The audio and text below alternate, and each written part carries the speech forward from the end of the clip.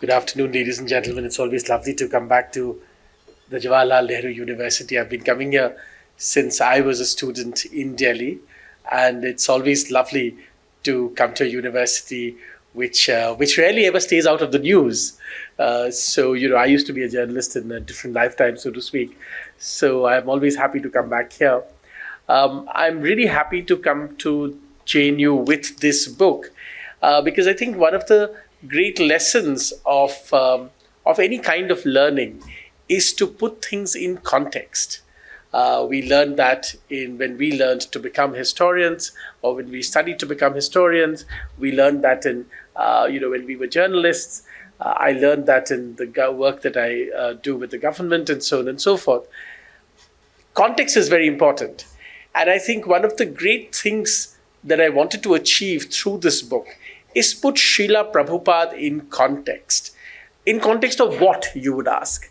Well, I believe, and I've been increasingly working on this theory, there is something called global Hinduism, which remains understudied.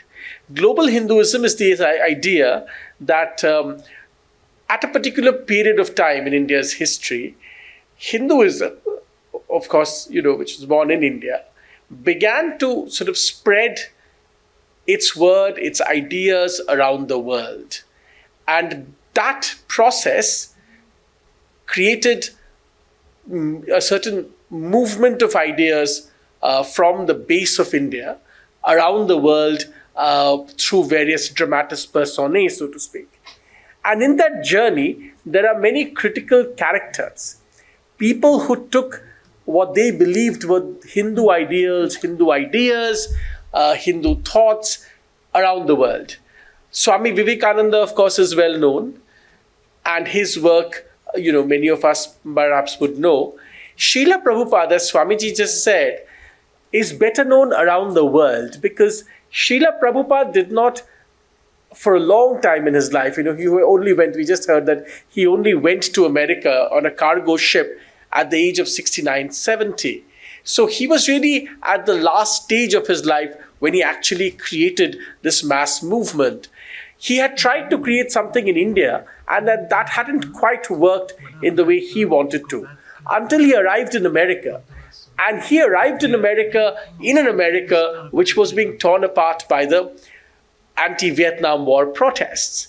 In that era, in that context, Srila Prabhupada took the ideas of Gaudiya-Vaishnavite thoughts and philosophies and was able to work, astonishingly, with the hippies of New York to build a global movement.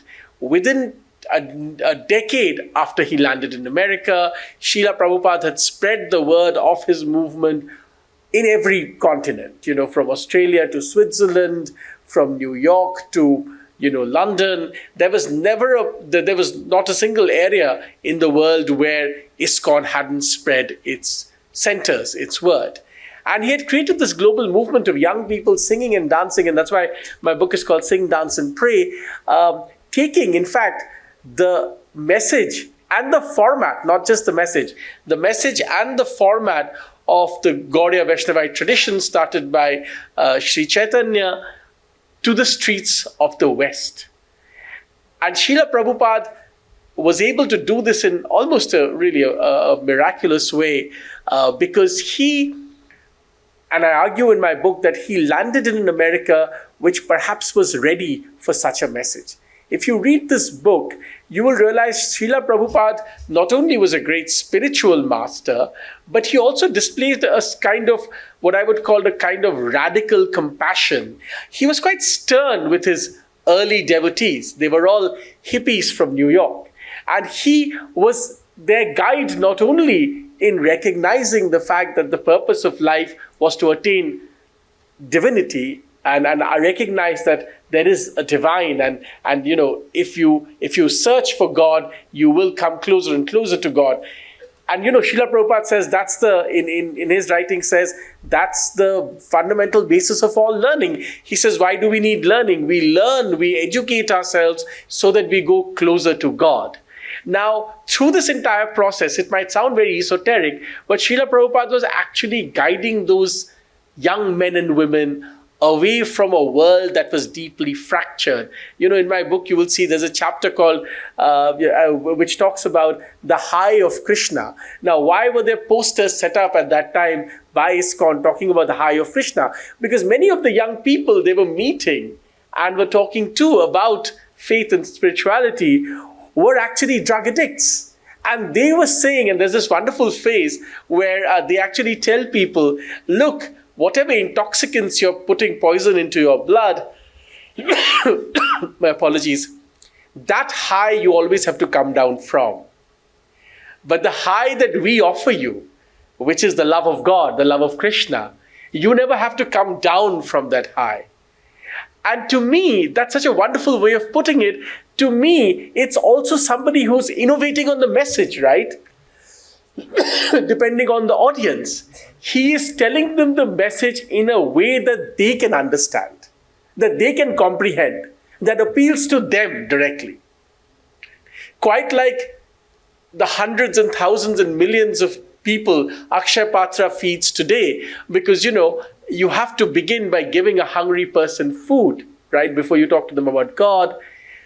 To those people in America, the way to get through to them and to make them understand the message was to tell them that you constantly seek this high, there is a better kind of high. Right? What an innovative way of putting a message. My apologies, my voice seems to have gone. In many parts of the world, Srila Prabhupada took a certain authenticity of Hinduism. He wasn't trying to dilute the message in any way. He took it, thank you so much, Suhani, very kind, thank you. He took the message exactly the way he saw it.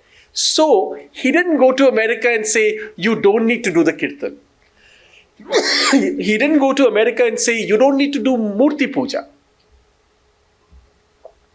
In fact, he taught Americans what the Vigraha really meant. My apologies, and why it was so powerful. He taught them how to set up the altar. He taught them how to do the process of puja. He taught them that you need to wash your hands and your body and your legs before you approached the Vigraha. He taught them you need to do the same thing before you approach food. Because all food is prasadam. It is first to be offered to the divine before you consume it yourself.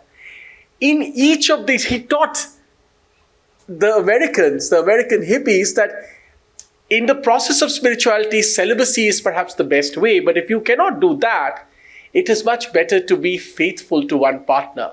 Remember, this is an age where we are also hearing for the first time maybe, the rumor in a sense of AIDS. So you can see Srila Prabhupada bringing his message of love of God into the context where people really seek it because it speaks to them. And I think that's perhaps the best example of what a preacher can do. And Srila Prabhupada, therefore, among the people who have taken Hinduism global, Srila Prabhupada has the greatest impact and footprint. No one has done more for global Hinduism than Srila Prabhupada. He took it to every corner of the world. He took it to cultures who had no understanding of Hinduism. He took it unadulterated. I want to emphasize this point, because often when Hindu ideas are taken to other parts of the world, people tend to, rejig them a little bit. Srila Prabhupada never compromised on what, today we say rituals, right? Srila Prabhupada did not see them as rituals. He saw them as integral part of the way he approached the love of Krishna, the divine, right? And therefore, he never diluted. He didn't tell the hippies, all right, you join my movement, but you don't have to do the puja. So in this unadulterated format, Srila Prabhupada, Lord Chaitanya said that one day in every town and village of the world, the name of Krishna would, ring out in song. And Srila Prabhupada's guru had told him that this is your destiny. You can speak very good English and write in English. You take the message around the world. So he took the message around the world. in the best case scenario of following Indian tradition, where you always try and achieve what your guru tells you. So even at the age of 70, where most people would have retired after a lifetime of work, Srila Prabhupada chose to, go forth and fulfill what his guru had, asked him to do. So therefore, Srila Prabhupada is the beginning in a sense. And his work forms the core of more work that I hope to do now in trying to understand how Hinduism went global. What happened when it went global? What are the ideas it engaged with? How did it respond to different cultures? What were the answers it was seeking to provide, and what were the questions it was asked? So you should look at Sing, Dance and Pray really as not a culmination of a culminating work, but really the beginning of a journey in Krishna consciousness and in understanding global Hinduism. I'm very, very happy to have come to JNU.